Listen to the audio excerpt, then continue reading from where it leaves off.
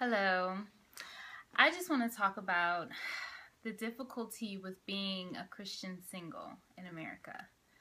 Um, America has this me culture, okay?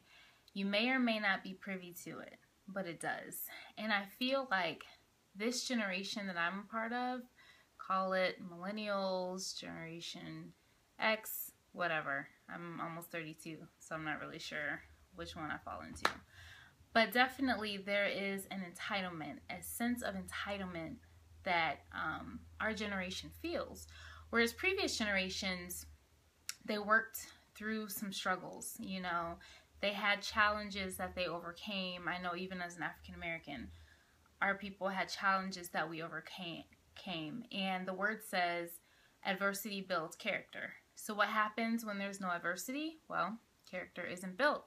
And I feel like our generation has lacked that. We have not had to, grind and fight the way that previous generations have.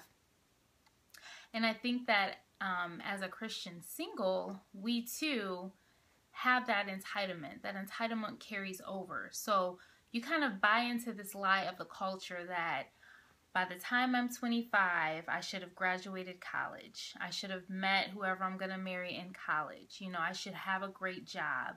I should be financially independent. I should be, engaged by this age and married by in my 20s. And then of course we buy our home, we have our kid, and you hit all these milestones, and there's so much pressure as a Christian single to hit these milestones in your 20s. Me, I was not a part of that. I lived with my mom till I was 25. I was not financially independent until then. And even then, it took me, a few years to really get solid and into something that was equivalent to a career. But definitely not that linear perception of, climbing the corporate ladder that most people have. And you see the pressure on social media. Social media, they're showing all of their milestone pictures, oh, we got engaged, we got married, we had the baby reveal now. So you got all these baby reveals popping up. And then you got the baby shower, and that's all before the baby comes. So the baby's finally here. Then you got your, yearly Christmas pictures, and then you got all the stuff in between, and then you got baby number 2. The sad part about it is that a lot of people don't really discover who they are in their 20s, so they're making this lifelong commitment to someone else who doesn't really know their true identity, and they're supposed to be the same people that they are now in their 20s in their 50s. And a lot of times that doesn't happen. Even when God calls 2 people together, that may not happen because everyone has a choice along with his calling. And so I'm just saddened to awaken to this truth that there is no American dream. Can I say it again? And I think that, there is no American dream. And I think that our culture and our generation, if we're academic and we're driven and we're goal-oriented, you want to just kind of, check off the mile markers. You want to check off your list. I did, until God calls you to wait. And then you feel like a failure. You feel like, hello, I'm driven, I'm attractive, I have things going for me. Why can't I check off my list, Jesus? And he's like, because you are missing what is first. What is first is knowing him, but after knowing him is knowing you. Because the word of God says we should love the Lord with all our heart, our mind, our soul, but then we should love our neighbor as ourselves. Well, how can you love your neighbor as yourself if you don't really know yourself to love yourself?